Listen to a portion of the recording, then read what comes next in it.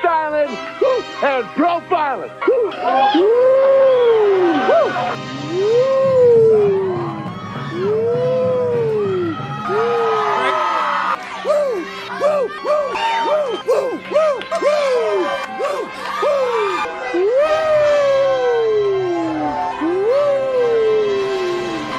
It's live and in color. Woo! Woo! Woo! Woo! Woo! Woo! Woo! Woo! Slow down. Woo!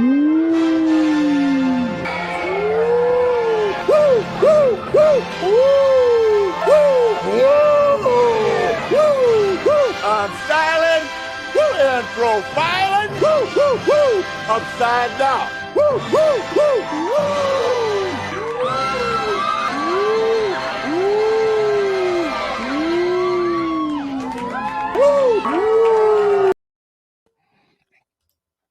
Welcome to the Mafia Sports Report. I am your host, Tommy. If you haven't subscribed, please subscribe and hit that thumbs up.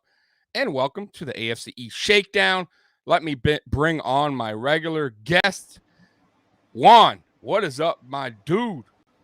Not much. Captain Just D. sort of. I know.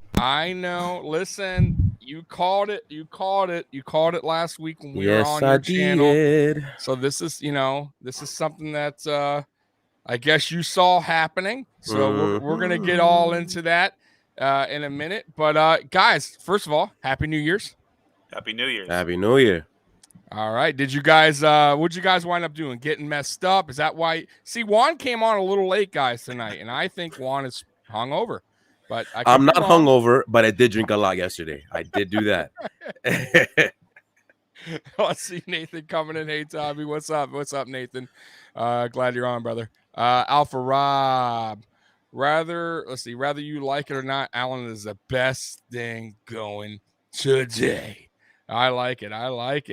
All right, so Captain D, what'd you do, man? I know Captain D has a new taste for something, and that is called Hennessy.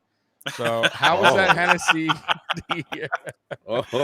Yes, yes, I do. I have a newfound taste for the Henny, and it was it was good. Last night was fun. I was just with some family, and it was good. I got some pictures of you in the Black and Milds and the Henny just tore up on the curb. I'll post them later. They're pretty funny. But anyways, hey guys, Happy New Year's, man. 2022, here we are. Hopefully it's better than 2021. So anyways, let's get right into this, guys. Week 16, we're going to get into the Jags and the Jets. I think we all predicted the Jets, correct? Or did somebody pick the Jags? I think Trevor picked the Jags. I picked the Jags of a coin flip. Oh, did you? Because I didn't know who was going to win the game. So it was 26-21 though. Like that's a pretty high, kind of a high scoring game for them. So not too bad. What'd you think about that game? If you watched any, or did you see the box score or anything like that? I'm sorry, Juan. Yeah, I watched a little bit of some of the highlights. I kept the score going while we were watching other bad things happening to me. And that Jags, man. Jesus, they suck. Like, I knew they were bad, but my goodness. And like, everybody wants to blame Urban Myers. Like, it wasn't just him, brother. Like, all of you guys got no talent. And I feel bad for Lawrence because, man, he's not getting the growth that he needs.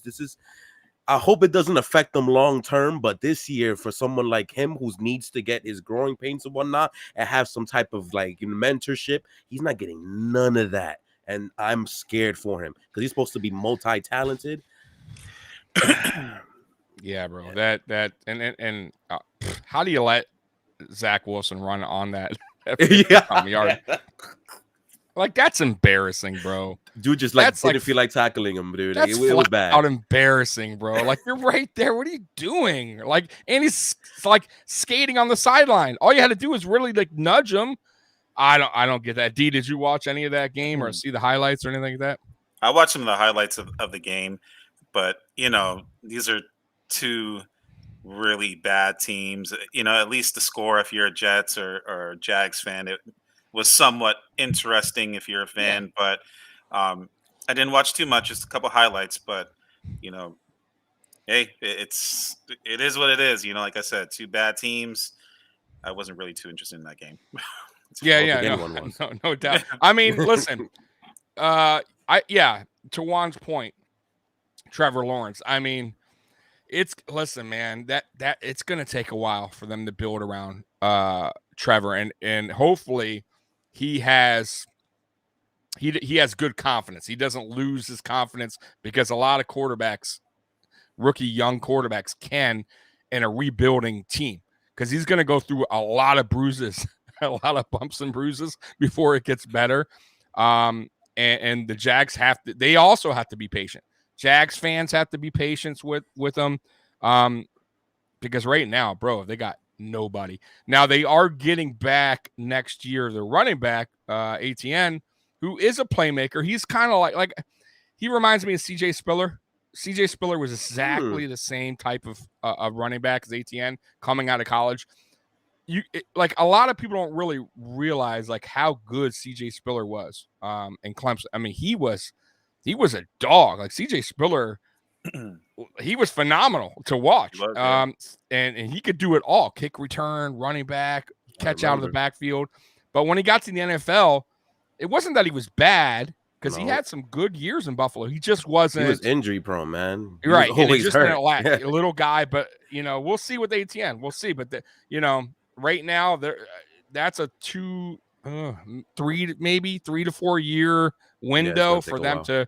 Yeah, and then they got to get the right coach in place. Now they don't even have a coach. Boy. Now, somebody asked us about Wilson. It's hard right now to judge all these rookie quarterbacks, because they are rookies. I personally, though, what I've seen so far, I am not impressed. Okay, me neither. He talks a lot of shit. His mom does too on Twitter. His numbers are not they're just not. His passing is not impressive to me.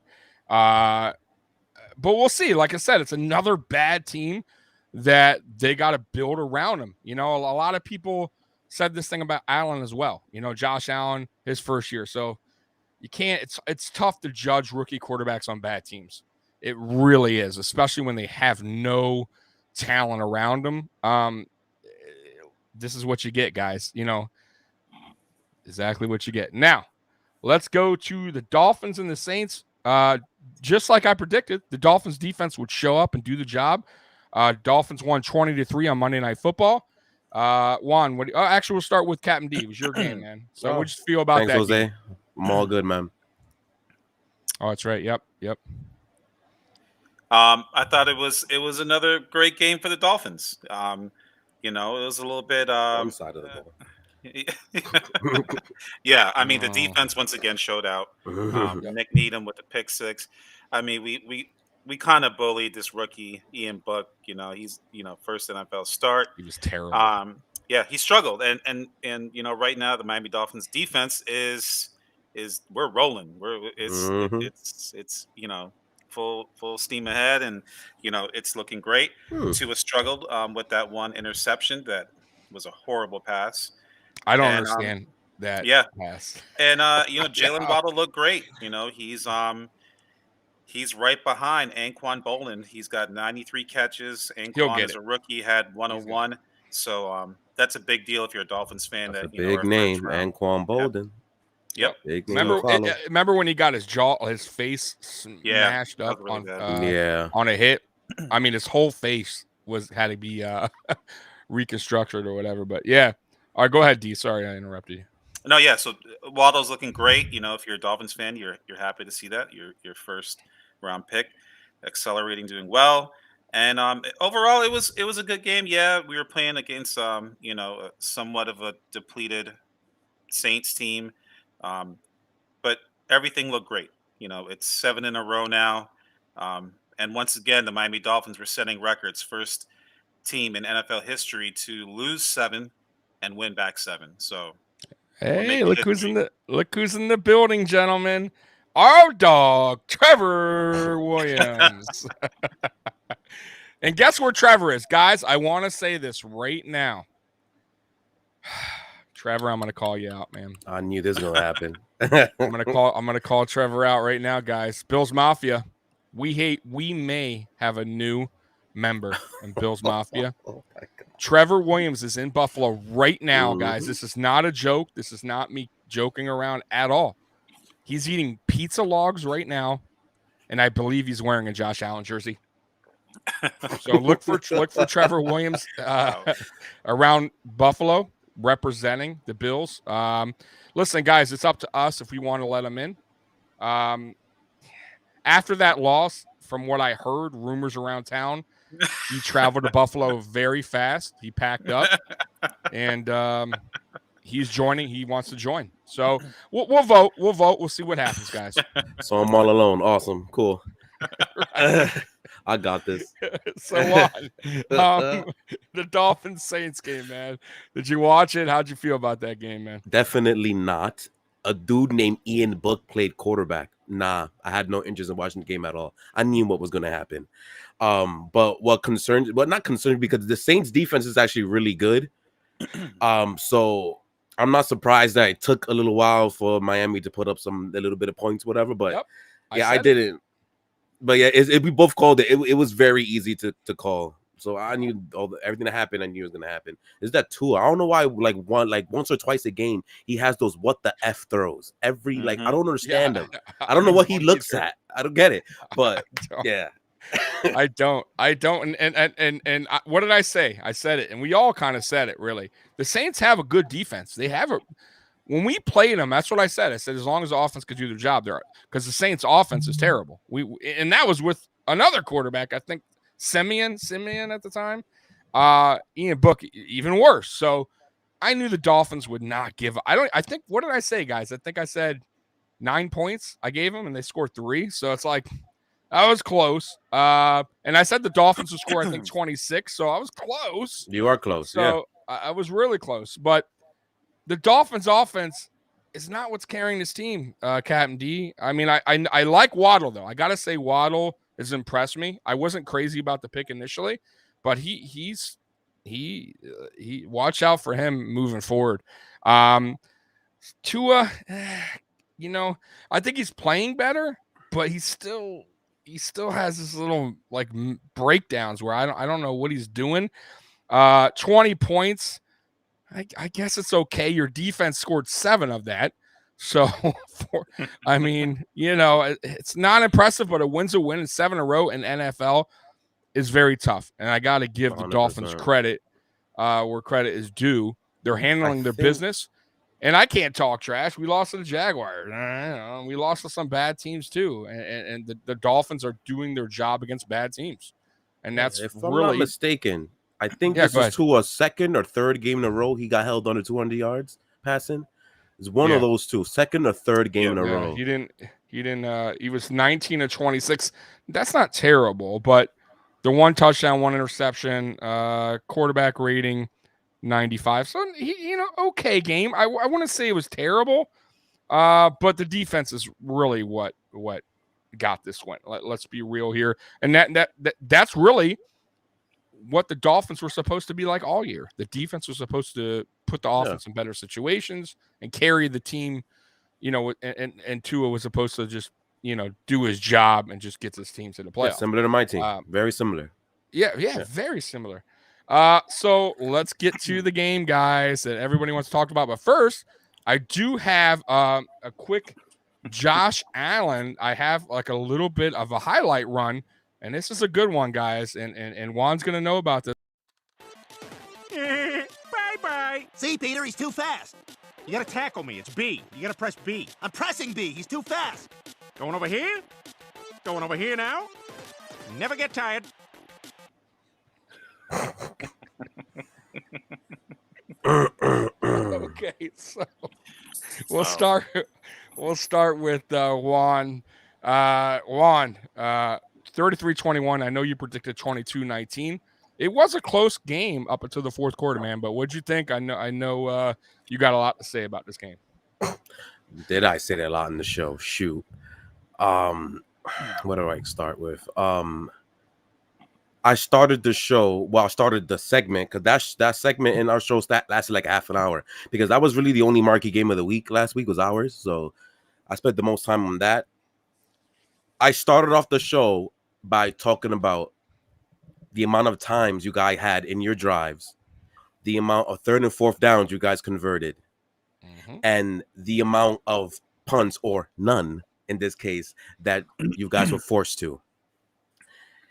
And I know people are going to look at Mac Jones's stats and Mac Jones's stuff and talk about, oh, the offense did this, that, and the third. This defense was so pathetically bad.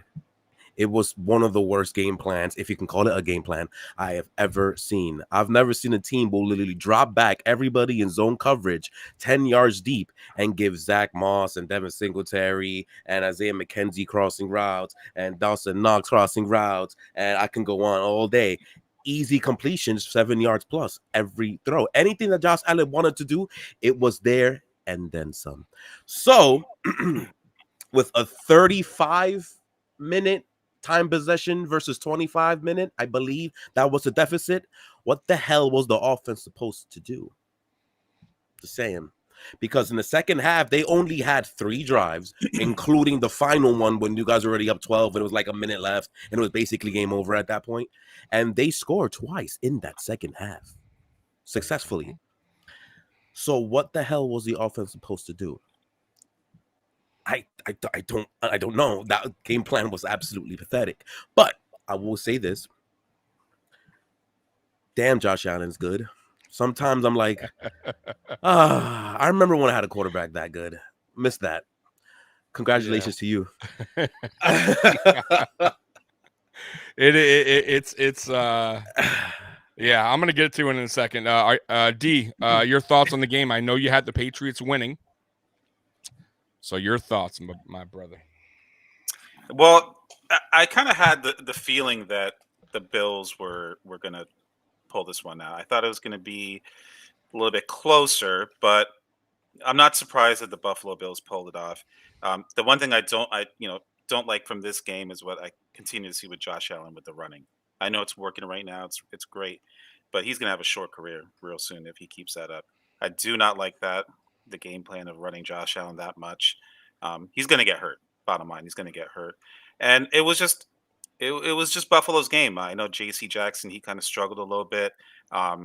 He got turned around on one play. It was pretty bad, but and Mac Jones struggled, and that's okay. The Patriots are still in a good spot. They're going to be fine. If you told me that they were going to have this record coming into this season with a rookie quarterback, I would say you're crazy. It's going to be the Buffalo Bills and the Dolphins battling it out. But it was Buffalo did what they had to do. New England struggled a little bit. I was a little bit concerned about that. They're coming off another loss, and it was just the right recipe for the right cooking, and the Buffalo Bills pulled it off. Hey, real quick, Captain D. Nathan saying he heard a rumor that the Dolphins are still interested in Watson. Your thoughts on that? I have not heard that at all. I haven't heard that at all. All right. About the rumors of. I wouldn't be surprised, but that's going to be a tough one. The way how the season has turned, and the way that Tua looks good enough to where you still want to explore the option of him being your franchise quarterback. Okay. All right. Well, my thoughts of the game was real simple, and I said it last week when we were on Sports Dynasty doing the show. Was the Bills? It was going to lie on the Bills' offense. I thought the defense was going to do their job this time around, especially with Stevenson being out. We only had one running back to contain, pretty much. And by the way, we didn't contain them too well, but we did a good enough job where they had to have Mac Jones win them the game. And that was the whole game plan. That's what I said that the defense would do. And that's kind of what happened. The offense was scoring often, and they did not punt. They had time of possession. It kind of led to the Patriots having to have Mac Jones throw it, which I told you that was going to happen. Mac Jones threw for 32 times. I think I said he was going to throw for over 20 times. So, yeah, I mean, it's funny because everybody was talking about the first game around that he only threw 3 times. I said it's not going to happen again. It's just not going to happen. I can promise you. We're going to force him to throw because we're going to stop the run. Like I said, he still got decent yards, but they had to pass eventually. They just had to score. Mac Jones is a rookie. He's going to make mistakes. He's the thing is with Mac Jones, he's had 3 games bad in a row. If we're going to be real, he didn't play good against us. Well, he didn't throw. He didn't play good against the Colts, and then he didn't play good against us. So he has to start getting better if they're trying to make any kind of playoff push. Just a heads up for Mac Jones, he has to play a little better because they're going to need him. Now, as far as the offense, I got to say I was very surprised on the Bills' offensive line. They actually pass blocked very well. The run blocking was still shitty. It's still crappy, but there was times Allen was back there, like it reminded me of last season, where he was just kind of looking around and had the time. No, Judon was he was a non-factor. I felt like Dawkins handled his business in that game. That's an understatement.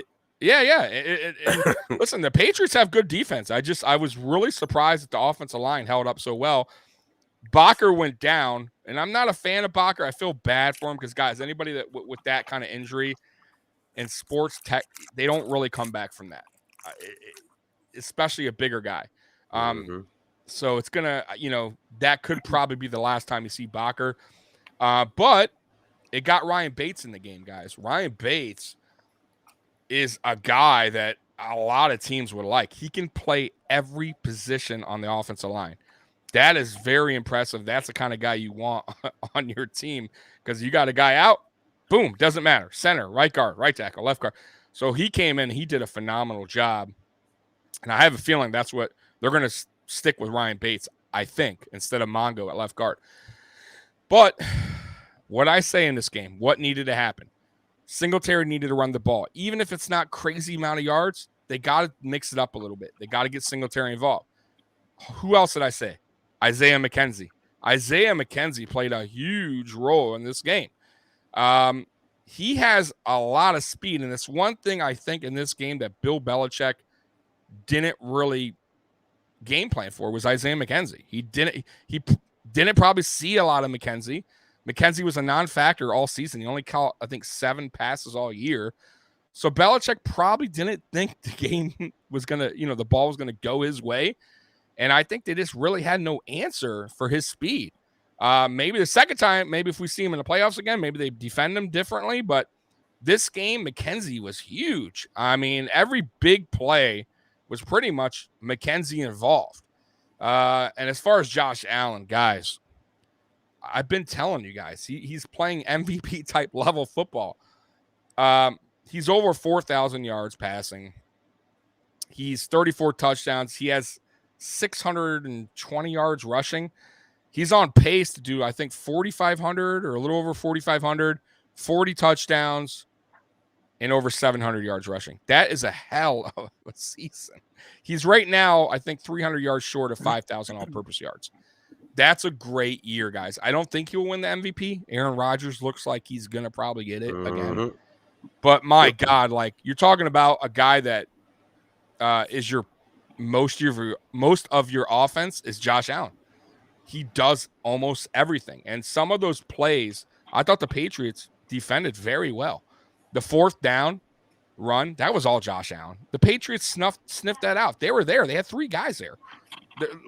They should have had that. And that's not bad on the Patriots. That's just Josh Allen being very athletic and doing his thing. The second play, and really was all in that drive that was like the Patriots had him a few times. The one to Diggs where he kind of did a toss or like a flip or whatever pass, that was the Patriots had that covered. And then the touchdown, the Patriots are there once again. It's just Josh was kind of playing that backyard type of football and just made it work, man. And when Josh is on like that, it's very tough to beat our team. It just is. And yeah, it was a hell of a game. And guys, it was closer than what you think. It was 26-20. I mean, like they were right there, or 24-20, I think, right? At one point, 25-20, something like that. It was close. It was not a big lead in the 4th quarter. Just that drive was so long, and it just let the whole air out of the Patriots. I think that was a wrap. And then once you have to leave the ball in Mac Jones' hand, they had to pass, and that was a wrap. Let's get to some comments here. Jose, I will put it out there to all you answer. Josh Allen has 131 touchdowns in his 4 years. He is behind. Is he behind in NFL history? I have no idea. You tell me. That I don't know. I don't know. I'm interested. Yeah, I am interested. Jose, give me that stat. But yeah, great game. And moving on, guys. We had some sad news over this week, unfortunately. One of them being, and actually today we had another passing, but John Madden. Golly, man. They did that documentary just in time. What a weird thing. They just get this documentary out, and he passes away a day before they put it out, or the day after, something like that. But I know a lot of younger generation football fans, they don't really know who he is, or they don't even know a lot of old school players. You know how it was in the 80s, the 70s, 80s, 90s, whatever. But go back. I suggest go YouTube this guy. Watch his commentary, watch just his coaching. He was an excellent coach, excellent commentator. He was a personality. I was bringing this up on my Thursday show. You know who he kind of reminds me of? And very similar. And when this guy passes away, it's going to be the same. Man, they are almost identical. George Foreman. George Foreman and John Madden are like almost the same kind of guys. George Foreman was a quiet kind of guy when he boxed in the 70s. And then when he came back as a bigger, heavier guy when he was in his 40s, he had a personality. He talked. And everybody loved him, right? Just like John Madden. Everybody loved John Madden. And then he was great commentator.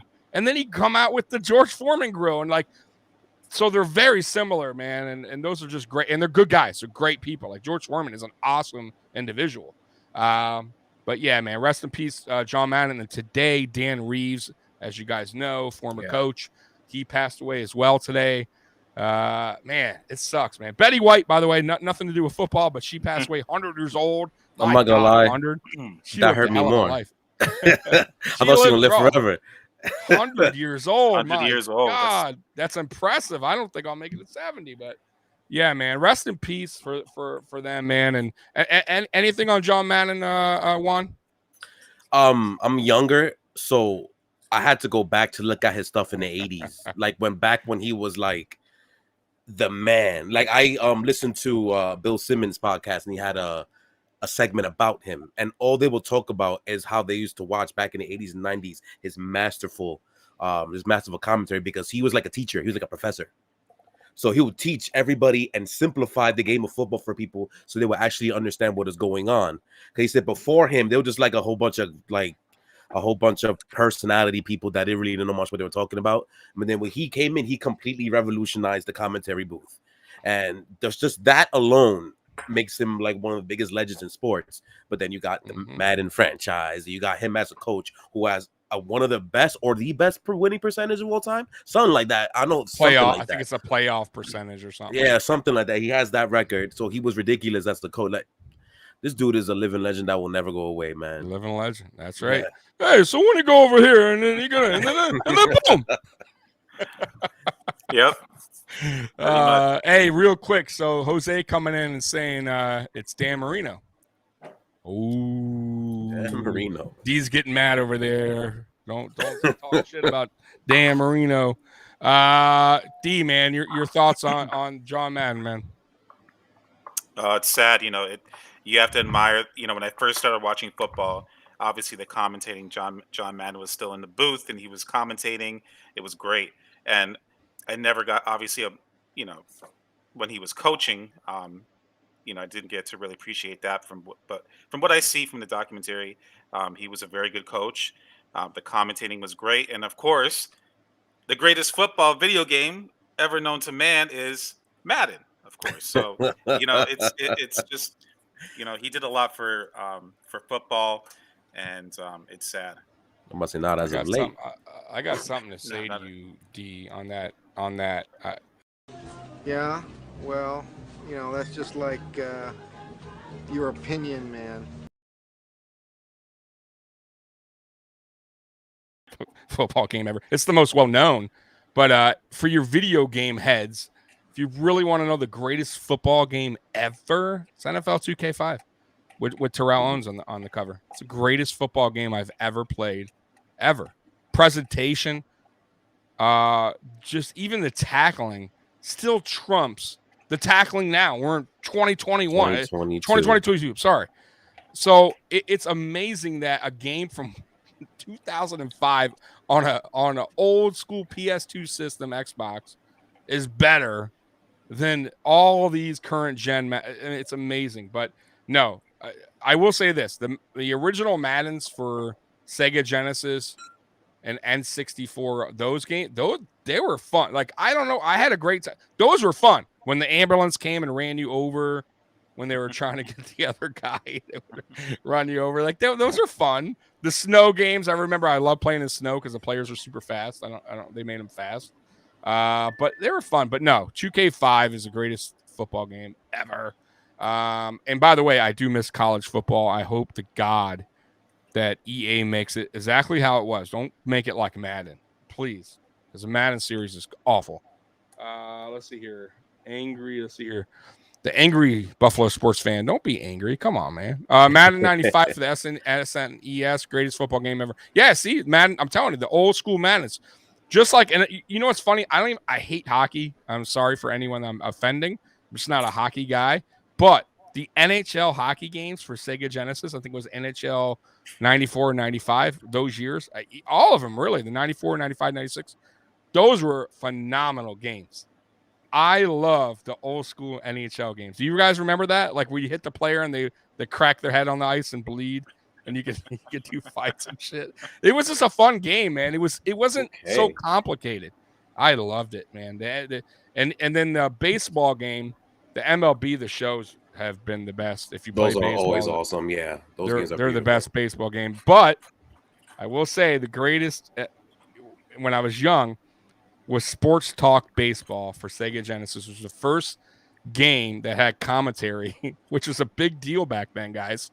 And if you remember, Joe Montana Football was the first football game ever with sports commentary. Joe Montana football, Montana back to pass. It was so bad, but I loved it. But anyways, guys, yeah, man. Let's see here. Angry. I changed my name. I changed my name to this after Bagula's hired Rex Ryan. Oh, and you stuck with it. That's great. I like Rex Ryan now as like a commentator. He's funny as hell, man. Like, he's a good character. And I don't think he was that bad of a head coach, just not with us. I thought he did pretty good in New York. He had his years. Like, I'm not going to totally hate on Rex Ryan. But when he came to us, that was more of a, when Pagula's just bought it, that was more of a, let's get a known name. They didn't really do their homework on Rex Ryan. And he tried, but he was so desperate. He brung in his brother, Rob. It was a total joke. I remember they had their bicycles that they rode like a 2-seat bicycle one time. Like, I mean, what are you doing, man? Isn't it weird? Bad. They're like identical twins too. Yes, it's weird. It's just... yeah. Oh my god! All right, so we're gonna get into weekly awards right now. We're gonna start with the Buddhist man, and I'll find that clip as soon as I can. Buddhist man. All right. Oh man, Juan probably has a gang load, but Juan, who's your Buddhist man? What? I have like 60 people. What you mean? To lower it to 1, I'm going to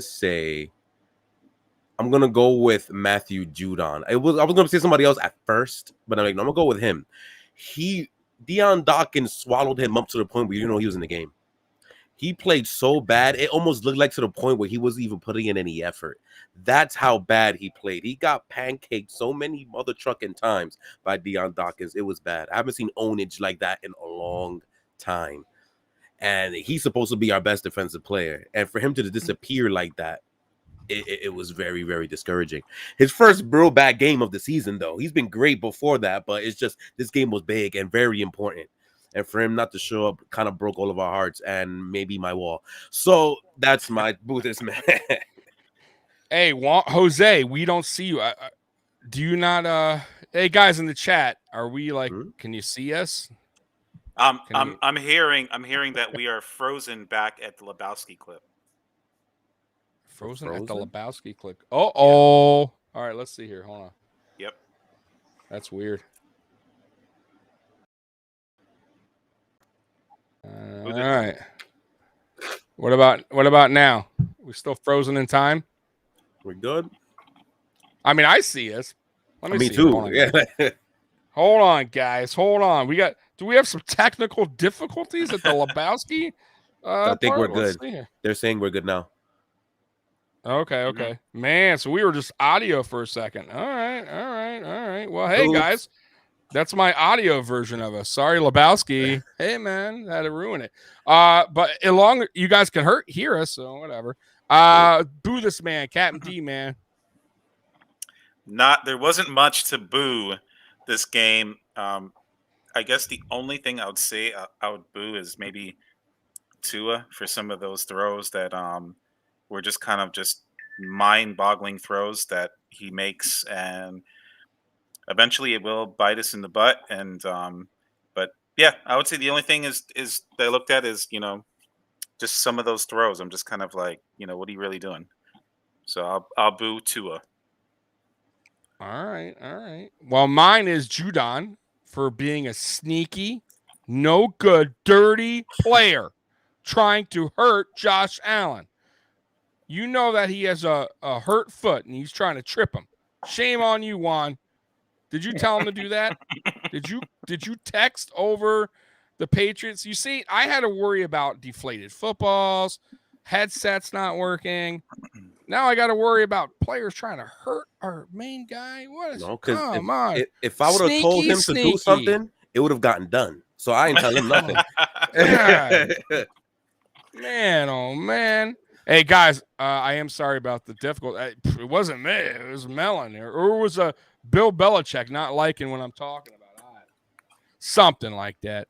Let's see here. Bro, boo the entire Dolphins O-line, says Jason.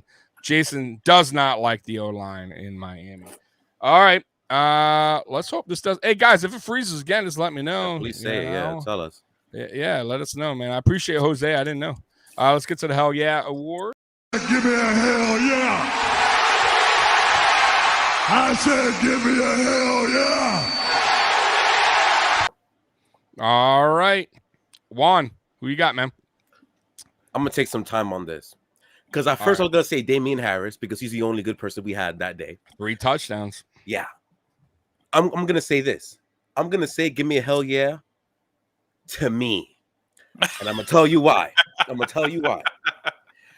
Because the last 2 months, there has been a lot of chatter around media, around Boston people, around Patriots people, talking about contenders in New England. Not remembering that this team doesn't have any receivers who can get open. Not remembering that there is a lot of cornerback injuries in our team since September. Not really remembering the fact that we have a rookie quarterback. I don't know where all that came from, but thankfully Trevor and I were probably the only sensible people never bought into that garbage and tried to tell everybody for the last 2 months to slow it down. But if they got their feelings hurt because of a loss that we also predicted, that's your damn problem. So, hell yeah to me. From what I predicted all year, everything's going the way it's supposed to. I predicted from the beginning 11-6 playoff appearance and a possible wild card win depending who they match up with. That's exactly where this train is chugging towards right now. So I have an angry comment by my main man Scott saying I'm slow on the chat take. It's hysterical. He only reads the latest chats. I'm sorry, Scott. Come on, man. Give me a little break here. All right, I'm trying. Jose coming in, Captain D, and we're gonna cover Captain D's face on this. Captain D with the win streak. Do they pay and keep Tua? Because I only hope that the Dolphins win. I hope they pay Tua big. Ooh, Jose, basically, it's a little shot, but go ahead. What do you think about that? Yeah, I think if the win streak continues, these last 2 games of the season right here are going to really be It's the test. a test and really, it's going to help the decision making in the front office if they're going to keep Tua or if they're going to still to continue to, entertain these options of Deshaun Watson or another young quarterback that might be out there. These next two games tomorrow, and it's in Tennessee. That's a big game. It's actually a bigger game, I think, than the Patriots. So we'll see. We'll see at the what the next two games have in store. Huh. Okay. Well, that's not much of an answer. I mean, that's all I can say about my it. answer is the next two games will tell what we're gonna do with Tua. That's the answer. Oh. Okay. All right. Well, the next two games, we'll see if we get into the playoffs, and we'll see, right? All right. Hell yeah. Who you got, man? Captain D. Hell yeah. I'm gonna give a hell yeah to like I said before, Jalen Waddle. He showed out again. He's looking like a superstar, and I think he had 10 receptions for 93 yards and a touchdown. So leading rookies. Hey, Jalen Waddle, give me a hell yeah. All right. Well, mine, I'm going to do a video clip on who mine is. I got Gabe. I can't wait to get them back next week. And thanks to my coaches, they're believing in me. Thanks to Josh for throwing me the ball and me catching it and doing my thing. So I thank them, and God had a plan. I know the game 3 weeks ago was weird because of the weather. Yes. But what else was different this time around that you guys were able to come out on top? We just came out with the mindset like, no matter what the weather is, I just want to say he came out here and cleaned up. Oh no! No matter what the Isaiah Mckenzie. That was a great game for him. I mean, 125 yards with a touchdown. He played very, very good. He made plays when they needed to. I do not think the Patriots were ready for that. He stepped up for Cole Beasley. We were undermanned. They didn't have no Gabe Davis. We had no Cole Beasley. He did his job. And hell yeah goes to Mckenzie, who hasn't been, by the way, got benched 2 games because of the fumble kick return he had against the Colts. And I'll be honest with you guys. I've been saying it all season. Got to get Mckenzie involved in the offense like he did last year with the jet sweeps, the motions. He is actually a pretty decent player when you get him involved in this offense. He's been here the longest out of all the wide receivers. He's been here since 2018 when we traded for him we got him from Denver, off Denver's practice squad. He's a good player. He's very fast. He's our fastest player on the field. And I think by having him do kick returns, punt returns, and you want to be part of the offense, it was just a little bit too much. I think just keep him involved in the offense and let Marquez Stevenson handle the kick returns, punt returns. Marquez is doing a fine job. Okay, so that's my thoughts on that. That's my hell yeah. It goes to him. Now we're going to get into the what's up with that. Let's see. I'll pick up a random what's up with that. Let's see which one I said, what's up with that? I said, what's up with that? What's up with that? E.T. likes Reese's Pieces.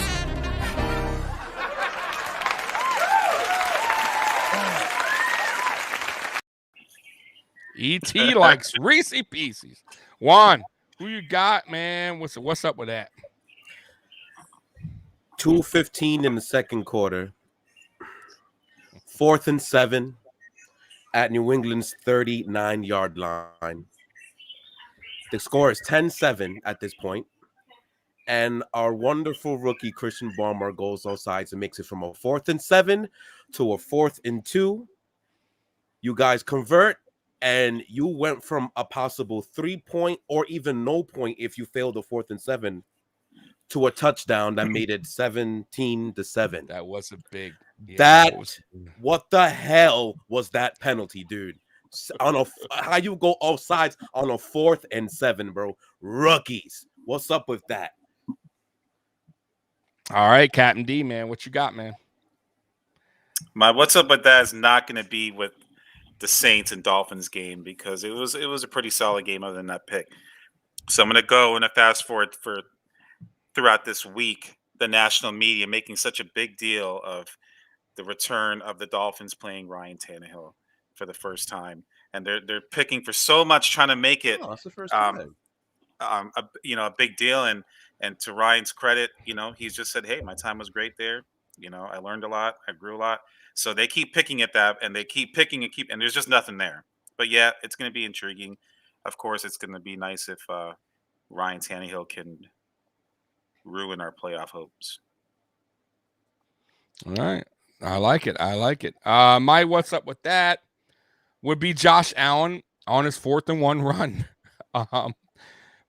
Wow. That was amazing. Him turning it. What's up with that? Yeah, a positive what's up with that. A positive one.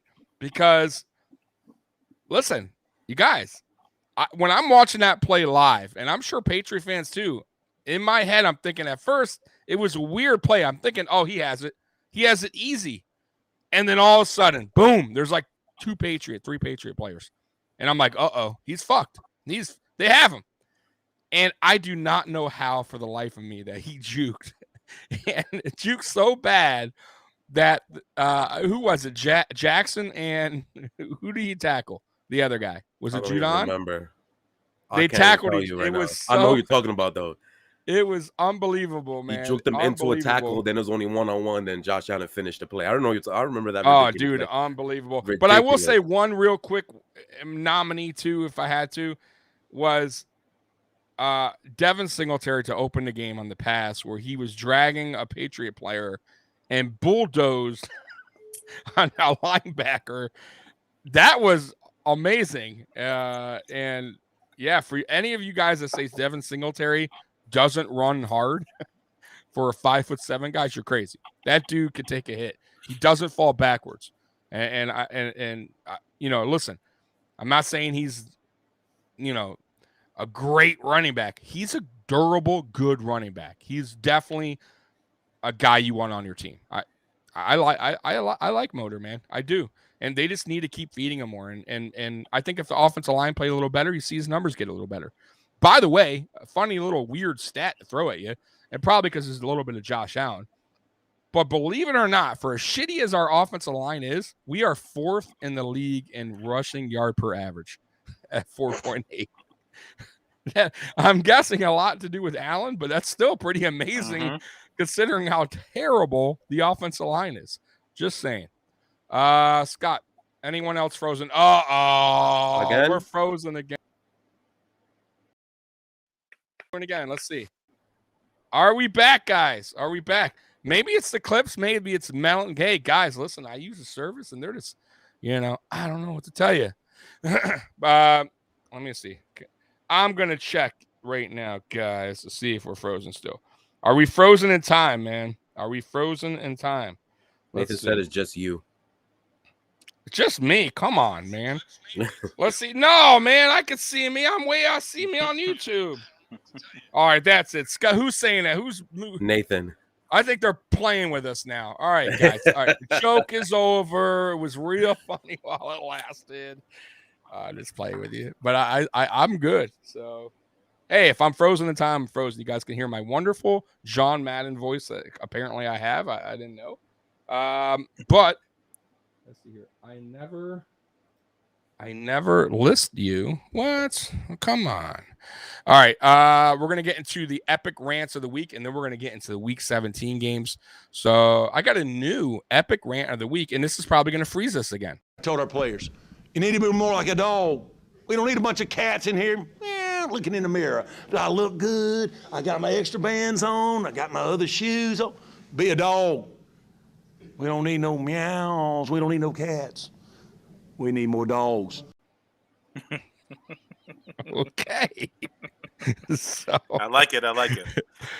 Meow, meow. That's a good coach to have, man. He doesn't need no cats, Juan. We need dogs up in this mofo. All right, epic rant of the week. Juan, give it to us. Well, Juan's pointing to the nose. What's that? No, I'm thinking. I have two. Oh, okay. And I don't know which one. I thought Juan was giving me a code. Like, Hey, I didn't go to the bathroom, guys. That's not why my mirror, my thing froze. I don't do that stuff. All right, hold on. Fluff. I have two. You know, I'm gonna save one of them. Okay, I'm gonna go with this one. Is it just me, or is the quarterback play this year kind of butt? Because, there you go. I'm like, where he went? Because just in case I froze again. Because it might be because so many backup quarterbacks are playing this year because of either his injury or just bad play or because of COVID stuff. But I found myself more than normal in seasons past skip a lot of games. I usually don't do that. There's a reason why I pay for Sunday Ticket. I'm trying to watch everybody. But this year, I've skipped a lot. I'm like, I don't want to see this. This is trash. This game is bad. This is bad. I think the product this year is no bueno this year.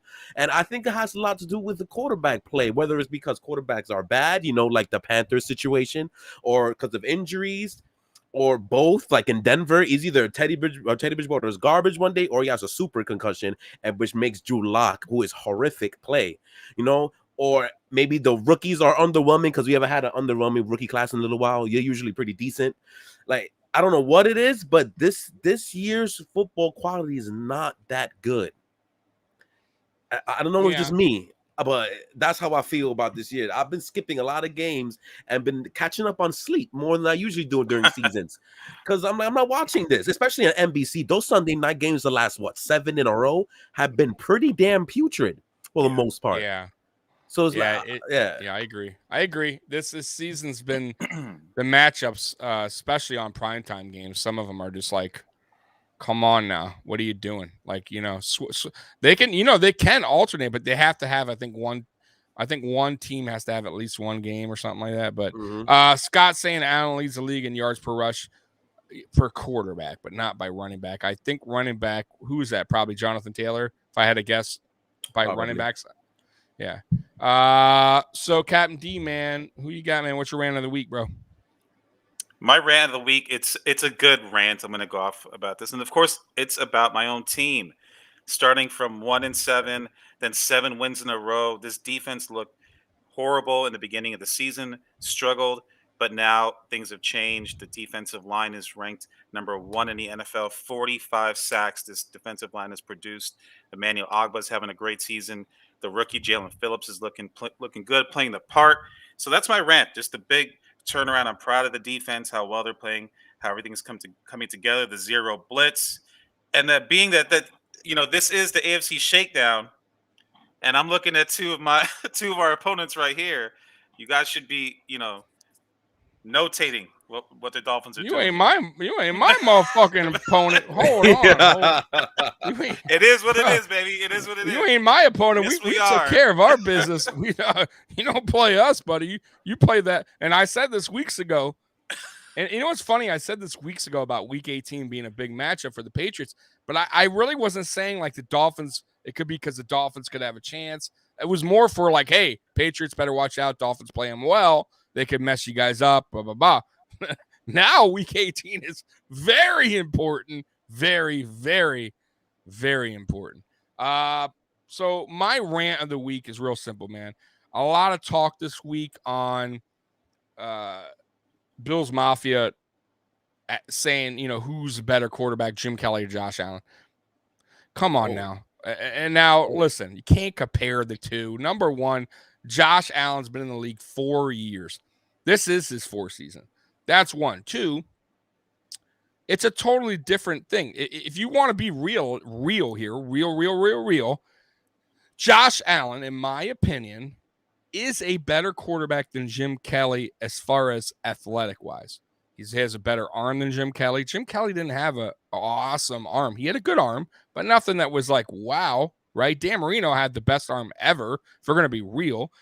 But Josh Allen, he's gifted better than Jim Kelly. He can run better than Jim Kelly.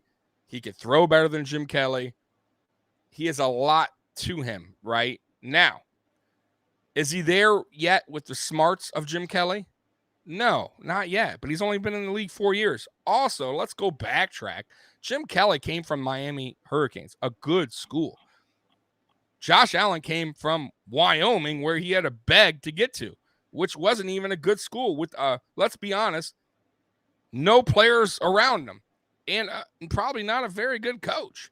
So he wasn't really coached well, I'm guessing, in Wyoming. That's one. So there are two different paths. Then Jim Kelly doesn't even go to Buffalo. Many of you guys know he did not want to play for Buffalo. He went to the USFL. So he played there 2 seasons before he even went to Buffalo. So he had experience against other, by the way, you could say, oh, USFL, nothing like NFL. Well, hold on. There was a ton of talent in the USFL. Steve Young, Reggie White, a running back, I forget his name, but a lot of good players went to the USFL. Herschel Walker, I think it was Herschel Walker. A lot. I mean, a ton of good talent. So it wasn't like USFL was trash. They had good players. It just didn't work out. The league went out of business. So Jim Kelly had no other option because we still held his rights. So Jim Kelly came to a team that was already being built that had great players. Thurman Thomas, Andre Reed, James Lofton. Awesome offensive line, right? I mean, these are Hall of Fame players, guys. Then you had a defense that could back them. Bruce Smith, Darryl Talley, Cornelius Bennett. The list goes on and on and on. Not to mention a head coach who was a Hall of Fame head coach, Marv Levy. Two different, guys, you can't compare the two right now. You can't. Let Brandon Beane build around Josh Allen to get him those kind of players, and let's talk about it then. But right now, you can't compare the two. You can't. Way too early to start comparing. I hate that anyways, that whole comparing thing. Honestly, the only guy I would say that's close to a certain player, and it's still not close, is, and this is a different sport, Michael Jordan and Kobe Bryant. So only guys I can kind of say Kobe is almost there, but MJ is still the greatest of all time, in my opinion. Now, some will say LeBron, but in my opinion, I think Kobe Bryant's the second best basketball player of all time, in my opinion. Ooh. And LeBron, I'm just saying, in my opinion, listen, Kobe won chips without going anywhere else, stayed in LA. He didn't have the greatest team when he won, when he got Gasol. That wasn't like, oh, wow, Gasol's so great. Gasol was good. But come on now. LeBron went to Miami with fucking Dwayne Wade, who already won a championship without LeBron James, who I thought, and I'll be real, I thought Dwayne Wade was better than LeBron James. He at that time, he won a chip. He won a chip with a slow aging Shaquille O'Neal. Let's be real. That was not Shaq of old. And I love Shaq. And by the way, Shaq's the greatest center of all time. And I know I'm going to get yelled at that, but I think he was a dog. If he was in today's NBA, you could not stop him. Could not stop Shaq, boy. You get him down low, he is a beast. But anyways, that's my rant on NBA. And that's my rant of the week. And I'm sorry if I'm missing all these, man. I apologize. Scott's about to yell at me soon. I'm missing chats. All right. No, Allen is 6.1. No other running backs or quarterbacks beat that. Taylor is 5.1. All right. Jose had an interesting one for Captain D earlier. Did he? All right, let me go to it. At 8:23 p.m. All right. Is it this one right here? Yes. All right, here we go. We're going to cover Captain D's face on this. He doesn't deserve to be seen. Captain D, damn. If you win these next 2 games, it will kill your team for years. The front office will pay Tua, and the Jets will be a bigger threat to our division. I can only hope they pay Tua. I think we talked about this, didn't we, or no? Or he's just making a comment? I didn't see that comment earlier. All right. That just caught my attention earlier. All right. He has another one, too. Damn, man. Jose coming in strong on it. He loves you. All right. It's for me. Since the second half of the Bucs game, that through our 10 quarters, we have punted 7 times. That Buck game woke this team up like I never seen before. Mark them words. Well, guys, hello. Like, you know what's funny?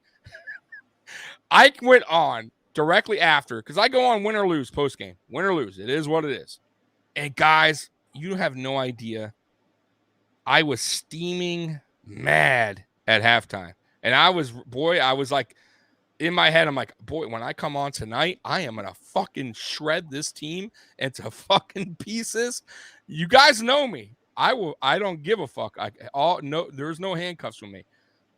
And that second half, man, I listen, the heart and the fight this team showed, and the coaches including the coaches, I could not go on that night and say, oh, this team sucks. We fucking lost again. A bullshit fucking team. I fucking hate this fucking team. They always do this every fucking year, blah, blah, blah.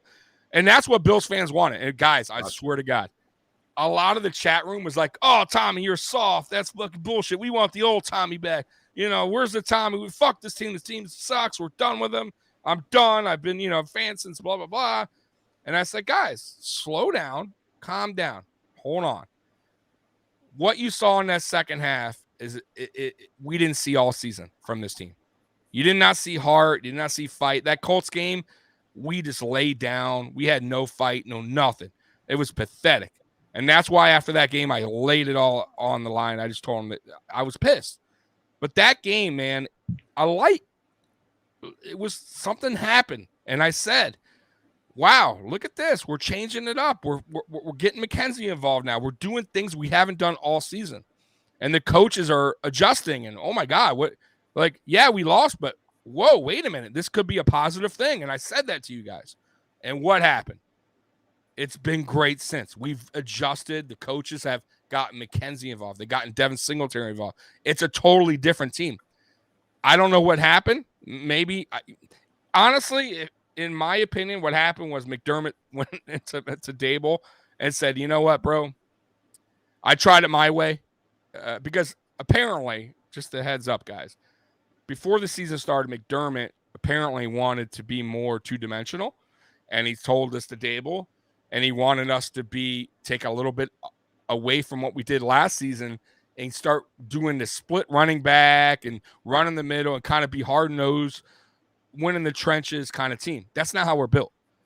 And I kind of feel like at that game, at that time, McDermott probably just said, fuck it. Just do what who cares at this point? Just do what we know how to do, right? Do what we did last year, Dable. Just fucking, because who cares? What's the worst going to happen? We do what we do and we get our ass kicked. Okay, we're getting our ass kicked anyways. And I kind of felt like that's what happened.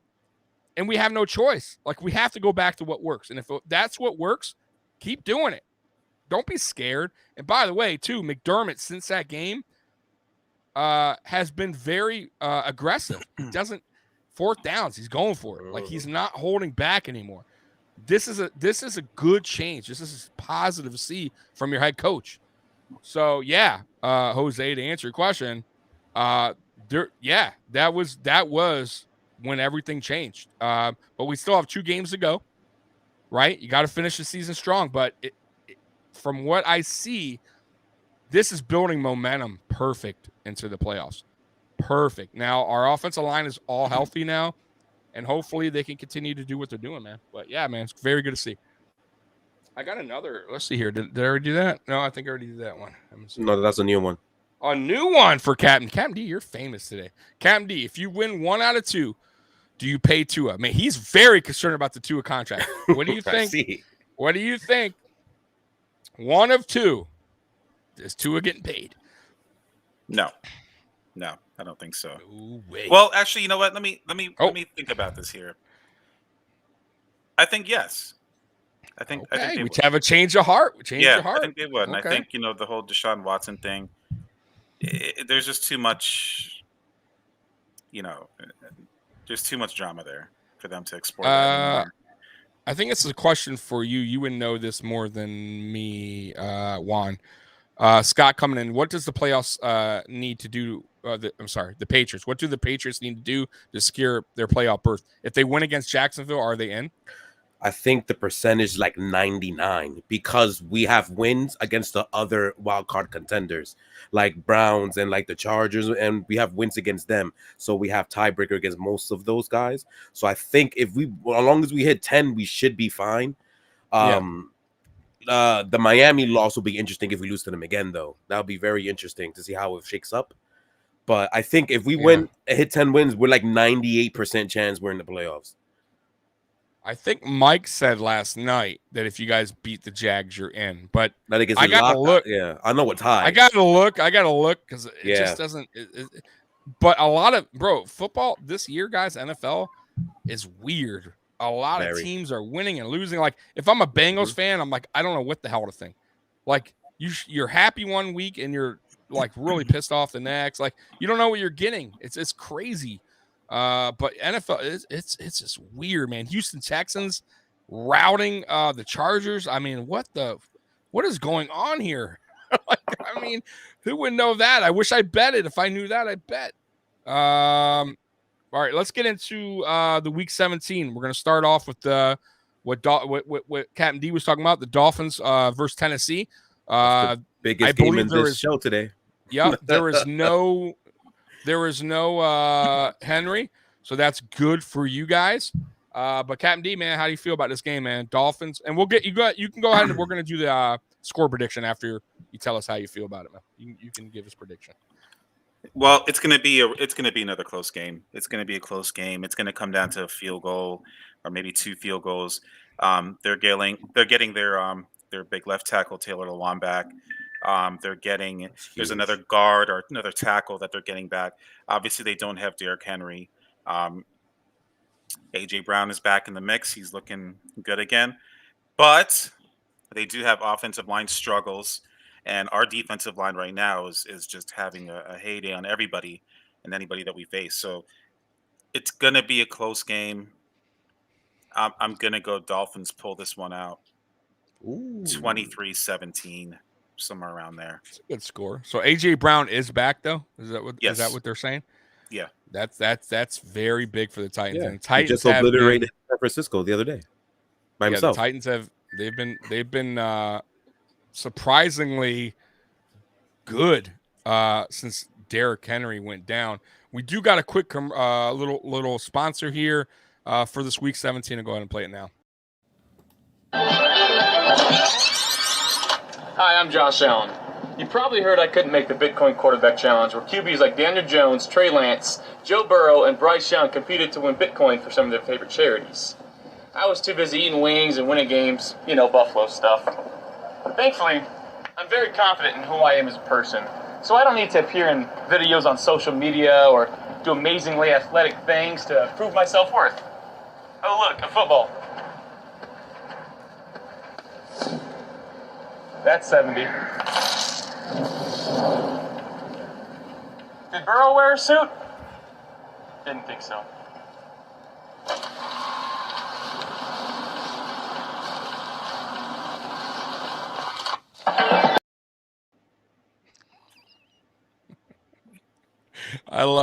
I absolutely love that that commercial.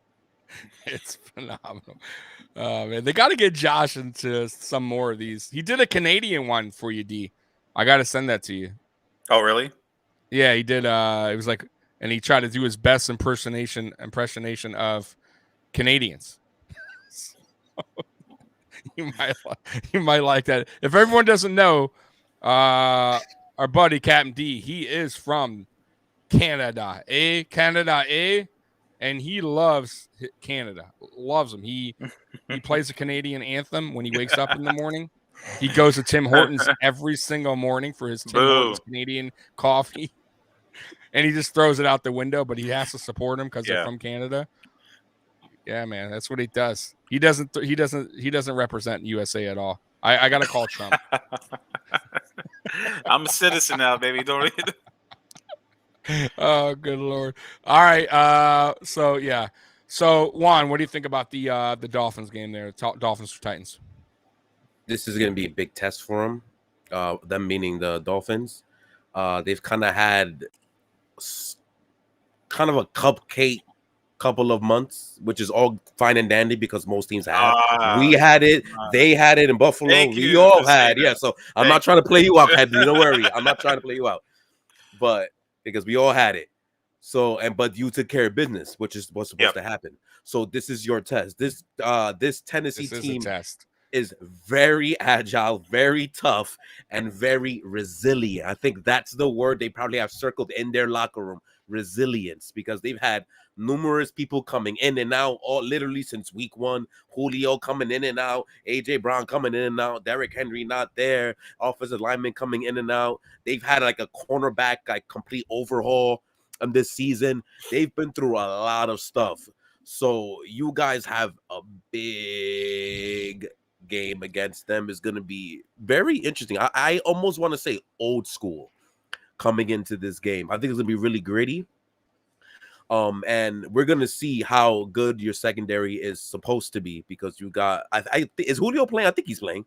I believe so, yeah. Yeah, so you got, finally, I don't remember the last time they were there together, but now they got both of those wide receivers together against your cornerback tandem, which is going to be the matchup I'm most waiting to see. I can't wait to see it. I think your biggest problem is going to be their really physical defensive line against your offensive line. That is another matchup that I want to see, because if they get home, you guys going to have a long day, man. A long day. You're doing predictions too, or are we waiting for that? Yeah, prediction. Go ahead.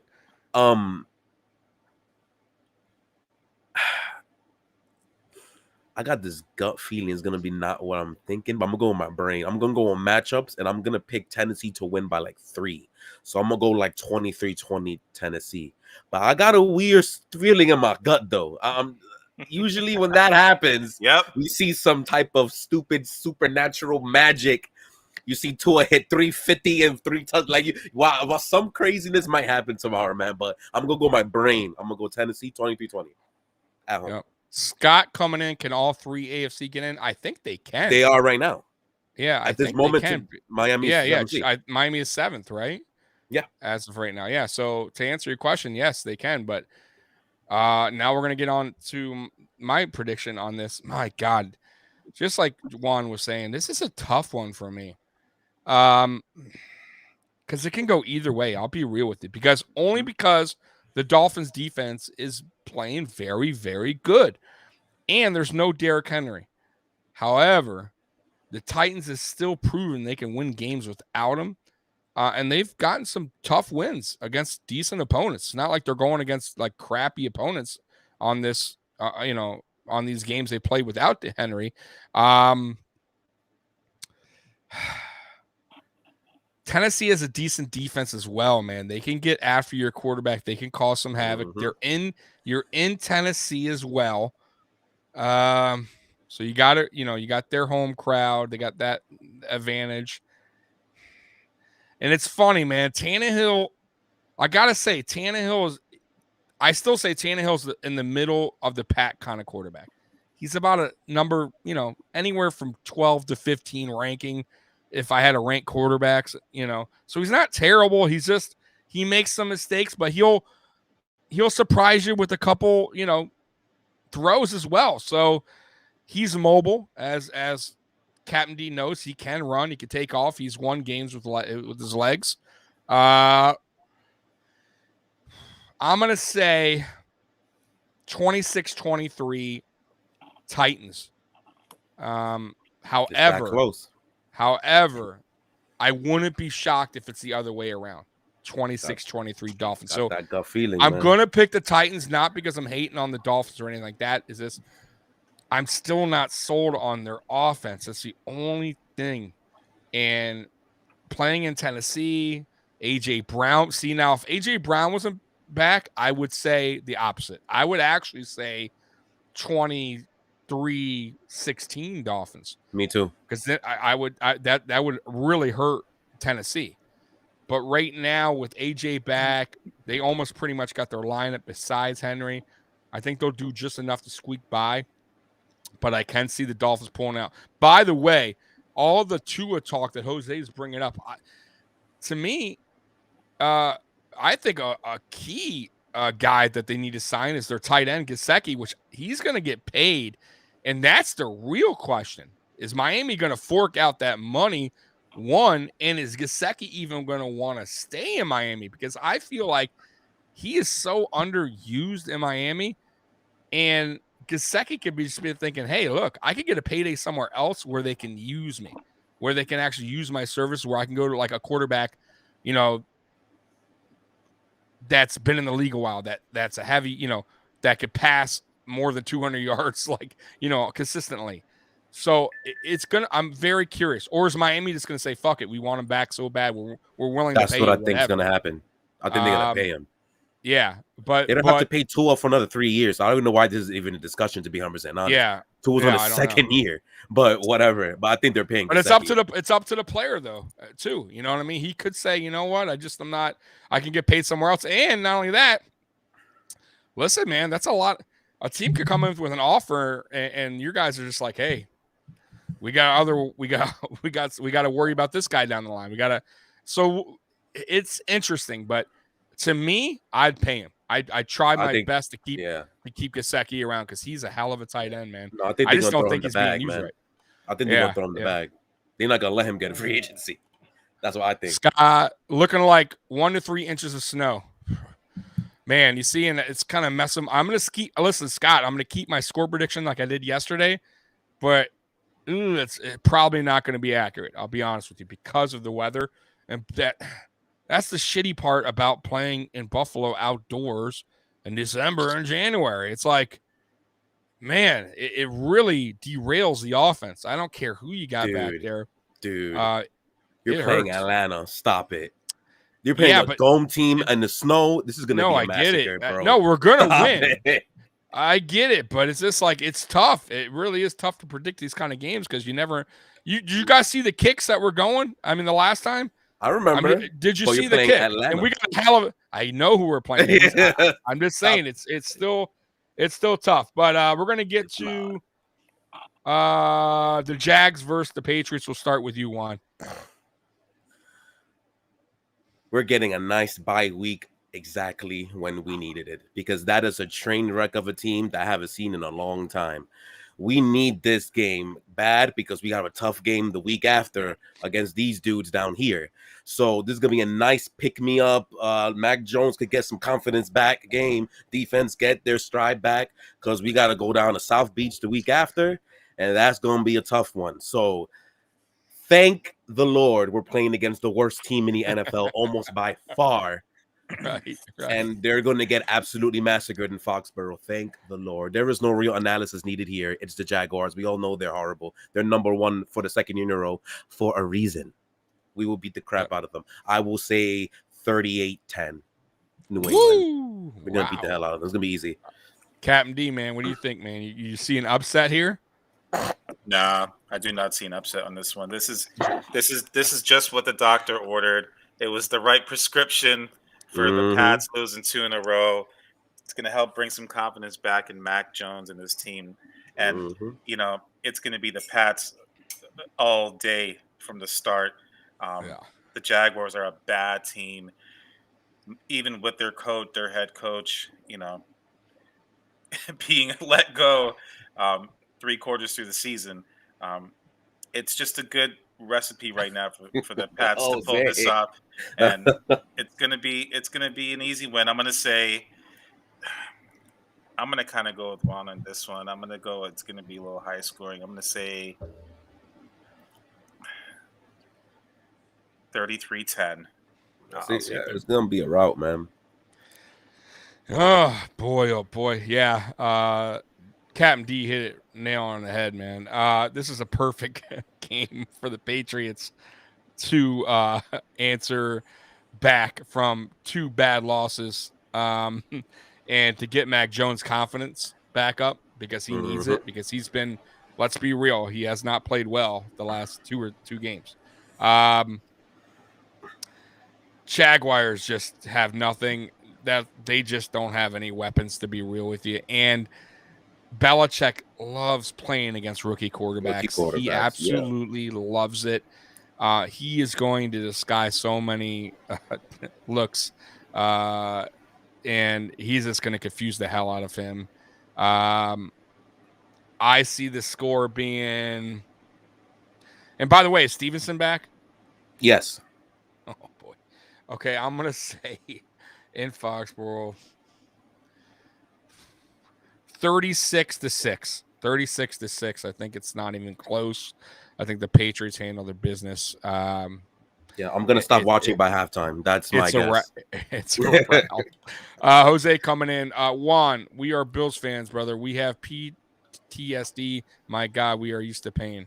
Yes, we are used to pain. So we yes, many seasons of it. So let's get into the final game. Another one that should be a no-brainer. Falcons versus Bills in Buffalo. Juan, I'll start with you. Yeah, Atlanta, who somehow has a decent amount of wins. I still don't know how they have the amount of wins that they have, but no idea. Yeah, how many 7, they got? They got 7. crazy. Yeah, they got 7 wins. I don't know crazy. how. I don't know how. That team is absolutely horrific from top to bottom. Don't know how the hell they. Yeah, Cordell Patterson maybe should be an MVP candidate just off the strength that they have wins in general. But anyway, you guys are off a high. You guys won the game you're supposed to win. You guys are up, took the division already, basically. You're going to destroy these people, like I said earlier. Now that you told me that it's snowing against a dome team, nah, this is not going to be even close. I'm gonna guess that Singletary, because it's going to be snowing, you guys are going to establish a run faster than usual. Singletary is going to have a monster game. So anybody who does fantasy who may have a Singletary may want to start him in your championship. You do. There you go. I'm pretty sure he's getting at least 2 touchdowns and like 100 yards at least. You're going to beat the hell out of these dudes. I'm going to go 45-10. Buffalo. Ooh, I like it. Captain D, what you think, man? Well, when I saw the weekly schedule and I saw this game, and I automatically thought to myself, I'm like, this is the upset game right here. This is it. When I looked at this game, I was like, this is the upset game of the week right here. When I looked at the breakdown, who am I fooling here? I'm completely fucking with you guys. This is not the upset game of the week. I had to try and scare you guys out there, wake people up here a little bit. No.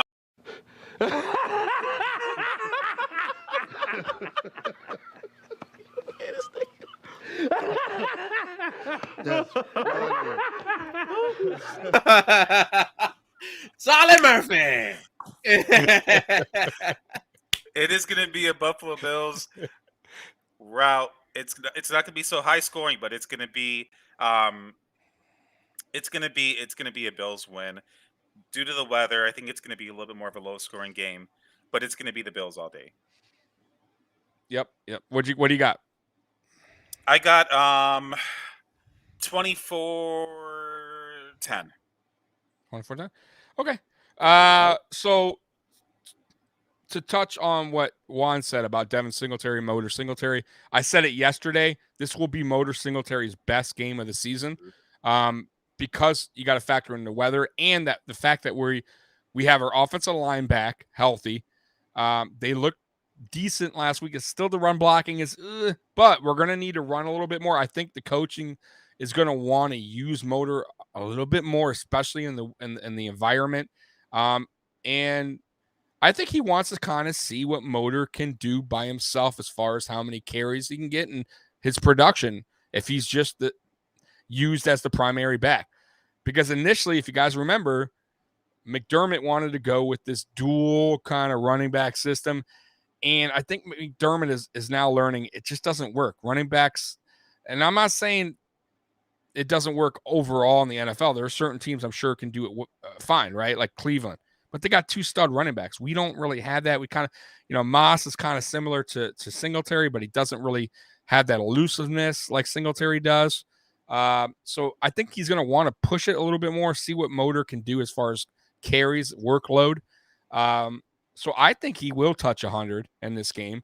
2 touchdowns, I don't know about that because he's not really, we don't use him too much in the goal line. Okay. I think he will score a touchdown though.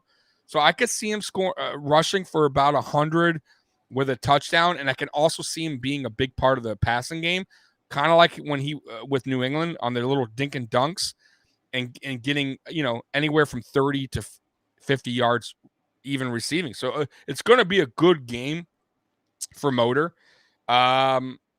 With our defense going against their offense, listen, Matt Ryan. He's a shell of himself. Let's be real. He's the slowest goddamn quarterback in the NFL right now. He can when you pressure Matt Ryan this year, he's terrible. His quarterback rating is awful. His offensive line stinks on top of that. And he just cannot get out of harm's way. I think we're going to, like, the one thing, if you're going to game plan Matt Ryan, I would say, and Frazier, I'm sure, is aware of this. He's a defense coordinator, a very good one.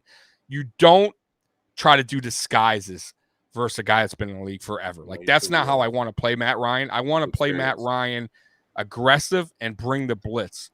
I want to make, force Matt Ryan to either get rid of it, throw it away, or take the sack. Like, I think you can, with that offensive line, I think you could just blitz them from all angles. And I just don't see Matt Ryan lasting in this game. So, and they only got 2 weapons. One of them I absolutely love, which is Patterson. I absolutely love him.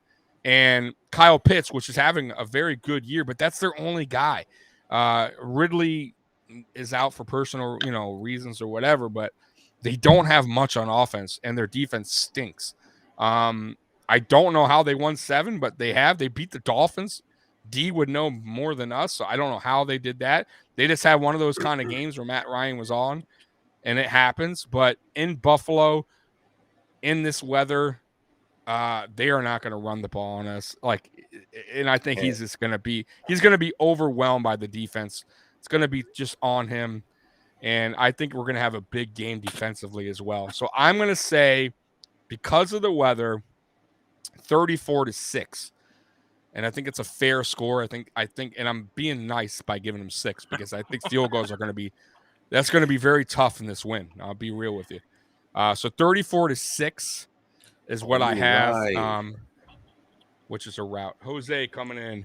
Guys, happy New Year's. Be safe. Juan, glad to see you healthy. Happy to see you. Thank you, yeah, boss. hey, awesome. Hey, guys, I appreciate you guys watching. Let's see here. Say it, Tommy. 41-9. Hey, I didn't say the 40 burger. Scott said the 40, right? I think Scott said 40 something. What'd you say? I'm sorry, Juan. What'd you say? Would you have it? 45-10. I might change that to 45-3 now because I forgot about the wind. You see that, Scott? So I didn't have it in the 40s. I should, but I'm going to say that. So, all right, guys, this is it. We're going to wrap it up. We've been on for an hour and a half. Juan, where can we find you at? Sports Dynasty Podcast on YouTube. Will be on iTunes. That is our main place where we upload all our content. We're also on anywhere where you can find your podcast. We're also on Twitter at Podcast Dynasty, and the Facebook group, which we have our weekly pick-ups, which is almost done. It's done next week. So if you guys have been doing it consistently, do your thing, man, because maybe you overtake some guys who are high up and get that prize. Just saying. Woo-wee. And I think I'm 5th on that. You're high, very high, yes. Yeah, baby. I want that trip to Vegas. Captain D, where we can find you, man. Real quick, thank you, Mafia Sports Support Tommy, for having me on. It's a blessing. Sports Dynasty Podcast. Thank you, all you guys. Happy New Year. You can find me at Captain D _Fins Talk. Shout out Jason. Happy New Year, buddy. JJ and Mariah Isaiah. Love you guys. Happy New Year. All right. Hey, you guys, I'll be on. You guys know where to find me. AFC East Shakedown. We're here every Saturday at 7:30. I do post game, usually about 20 minutes right after the game. And then Thursday night, Uncensored at 7 o'clock. And then Fridays, I'm on hashtag at 7:30. Hey, guys, I want to thank everyone once again for coming on. Scott, everybody. Scott, Jose, Jack, Jason came in tonight for a little bit. I appreciate you. Crew. Nathan came in.